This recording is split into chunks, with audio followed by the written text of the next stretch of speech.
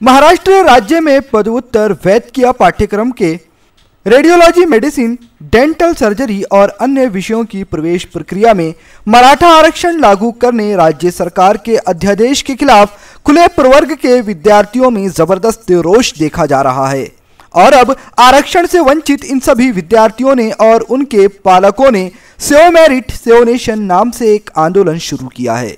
Save merit save nation का पहला आंदोलन 25 अगस्त को नागपुर में हुआ था। इस आंदोलन का नेतृत्व कर रहे डॉक्टर अनिल लद्दड़ ने ओपन कैटेगरी के लोगों को इकट्ठा कर नागपुर में आंदोलन की नींव रची।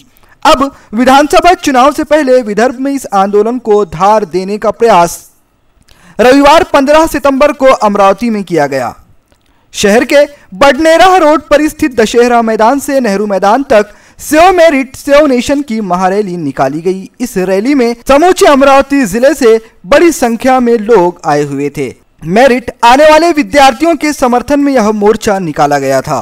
महाराष्ट्र में आरक्षण 75% से अधिक तक जा पहुंचा है। इसके कारण सभी जाति और प्रवर्ग के मेधावी विद्यार्थियों के साथ अन्याय हो रहा है। संविधान में संशोधन कर यह आरक्षण बढ़ाया गया। इसके कारण महाराष्ट्र अब सर्वाधिक आरक्षण वाला राज्य हो गया है। इसके फलस्वरूप खुले प्रवर्ग के मेधावी विद्यार्थियों को सरकारी शिक्षा संस्थानों में प्रवेश मिलना कठिन हो गया है। यह समीक्षा केवल ओपन वर्ग के मेरिट विद्यार्थियों की ही नहीं बल्कि सभी जाति समूह की मेरिट विद्यार्थियों की है। खऱ्या अर्थी रिझर्वेशनची सुरुवात ही 1891 मध्ये शाहू महाराजांनी सुरुवात केली कोल्हापुरांपासून। तेव्हा वर्ण व्यवस्था होती, त्या व्यवस्थेचे जे काही परिणाम होते ते समोर यायला लागले होते। त्या व्यवस्थेनुसार समाजामध्ये जी परिस्थिती निर्माण झाली होती त्यामध्ये अनेक लोक जे होते त्या लोकांना साधन सामग्री उपस्थित नव्हती, शिक्षणापासून ते वंचित होते, व्यवसायापासून ते वंचित होते। त्यामुळे शाहू महाराजांनी ही कल्पना मांडली की जो वंचित समाज आहे त्या वंचित समाजाला जर मुख्य प्रवाहात आणायचं असेल, जो अप्रेस समाज आहे त्याला जर मुख्य प्रवाहात आणायचं असेल तर त्यांना आपल्याला काहीतरी प्राधान्य द्यायला पाहिजे, त्यांना काहीतरी आपल्याला मदत करायला पाहिजे। म्हणून शिष्यवृत्ती आणि शिक्षण संस्था त्यांनी उघडल्या। त्या विद्यार्थ्यांकरता त्यांनी हॉस्टेल उघडलेत आणि त्यांच्या शिक्षणाची पूर्ण जबाबदारी केली। हा प्रवास 100-150 वर्षापासून झालेला आहे मित्रांनो। यही कारण है कि 15 सितंबर को दशहरा मैदान से निकली महारैली में माहेश्वरी समाज, अग्रवाल समाज, जैन संगठन, ब्राह्मण समाज के साथ ही विविध सामाजिक संगठनों जैसे जैसिस, रेटरी आदि ने भी अपना समर्थन घोषित किया था। ब्रिटिश सरकारची नीति होती की तटागटामध्ये भांडण लावायचे आणि आपल्यामध्ये विभाजन करायचं। त्या अनुषंगाने त्यांनी सुद्धा अशाच प्रकारच्या कल्पना मांडल्या 1931 मध्ये आणि रिझर्वेशनची कल्पना मांडली। पण तेव्हा जेव्हा ज्या रिझर्वेशनच्या कन्सेप्ट मांडल्या गेल्या, दुर्लक्षित समाज आहे, प्रामुख्याने मी आवर्जून सांगू इच्छितो की ज्याला आपण SC ST असा समाज म्हणून शासनाने मान्यता दिलेल्या, कॉन्स्टिट्यूशन मान्यता दिलेल्या समाजाला विशिष्ट आरक्षण घोषित करण्यात आलं होतं। त्या आरक्षणाचे जे चांगले रिझल्ट आले, पण अजून समाजातले अनेक असंख्य लोक होते ज्या लोकांना अशा प्रकारच्या सुविधा नव्हत्या। त्यामुळे ज्या कॉन्स्टिट्यूशन मध्ये जे कलम आहेत त्या कलमांचा उपयोग करून जे लोकांना प्रतिबद्धता, ज्या लोकांना हे सोय उपलब्ध नाही, शिक्षणापासून वंचित आहे, रोजगारांपासून वंचित आहे आणि अनटचेबिलिटी असल्या कारणामुळे अनेक समाजांचा परत त्याच्यात समाविष्ट करण्यात आला आणि त्यानंतर एक मंडल आयोगाची स्थापना करण्यात आली। मंडल आयोगाने 1976 मध्ये आपले डिसिजन दिले, 81 मध्ये निर्णय झाला, पण ती ॲप्लिकेशन मध्ये 1991 मध्ये आलं आणि ओबीसी समाजाला जवळजवळ 27% आरक्षण दिलं।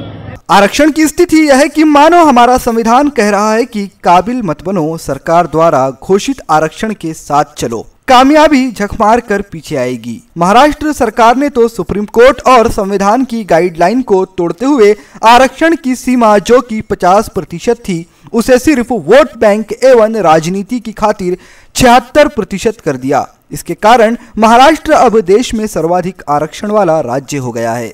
यह न सिर्फ सुप्रीम कोर्ट और संविधान का अपमान है बल्कि सामान्य वर्ग के होनहार छात्र के भविष्यों के साथ खिलवाड़ भी है।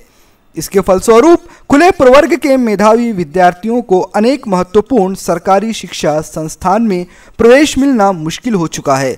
ओपन कैटेगरी वाले लोग सोचते हैं कि मुझे आरक्षण से क्या लेना देना, मेरा बेटा तो मेरा बिजनेस संभालेगा, लेकिन यह सोच गलत है क्योंकि छोटा बिजनेस भविष्य में कितना चल पाएगा इसकी कोई गारंटी नहीं रहती।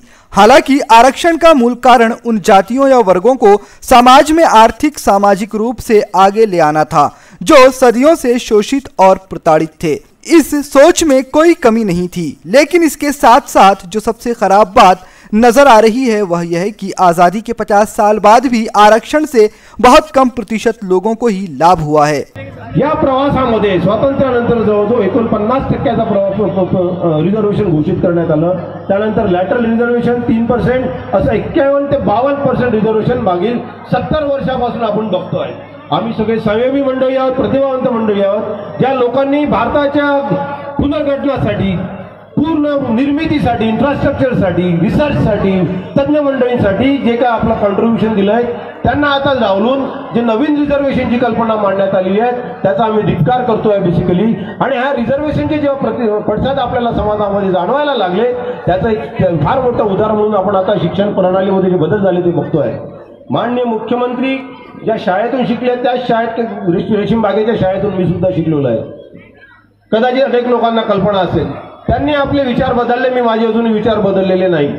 ते व्यासपीठ ज्या राजकीय व्यवसायातून त्यांनी आपला व्यवसाय मांडला, मी माझा वैद्यकीय व्यवसाय मांडला, थोडाफार सिनियरिटीमध्ये फरक असेल पण त्यांची मानसिकता आता बदललेली आहे। त्यांनी स्वतःची खुर्ची अबाधित राखण्याकरता ही नवीन जी कल्पना मांडली एसीबी रिझर्वेशनची, त्यामुळे रिझर्वेशनचं जे प्रमाण आहे अजून 12% वाढलं। गायकवाड कमिशननी जो रिझल्ट दिला होता त्यानुसार सुप्रीम कोर्टाने आदेश दिले, बेसिकली कोर्टाने याला नकारलं होतं, पण त्याच्यावर बल्कि आरक्षण ने समाज को दो भागों में बांट दिया है। पिछड़ी जाति और सामान्य जाति देश की जनता जो आपस में मिलजुल कर रहना चाहती है उसे राजनेताओं ने वोट बैंक के लिए जुदा कर दिया है। इस तरीके का प्रतिपादन सेव मेरिट सेव नेशन की महारैली के दौरान दिया गया।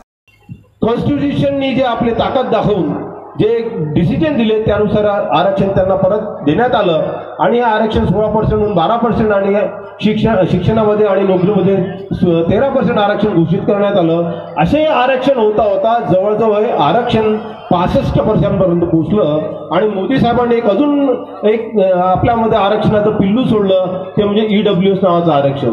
गरीब लोकांसाठी, ओपन वर्गासाठी आरक्षण म्हणून घोषित केलं की आरक्षण आमची ही जी संघटना काम करते, आम्ही जे लोकांची जनजागृती करण्याचा प्रयत्न करतो त्याचे जे प्रमुख उद्दिष्ट आहे त्यातलं सगळ्यात पहिलं उद्दिष्ट आमचं आहे की आरक्षण 50% पर्यंत सीमित असावं। याचं उत्तर असं की लोकसंख्या न्याय हा रिझर्वेशनचा जो आरक्षित समाज आहे जवळजवळ 48 ते 50% आहे आणि ओपन कॅटेगरीचा समाज आहे 52% ते 50%च्या आसपास असल्या कारणामुळे योग्यतेप्रमाणे त्यांच्या लोकसंख्येन्याय त्यांना ते आरक्षणाचे अधिकार आहेत।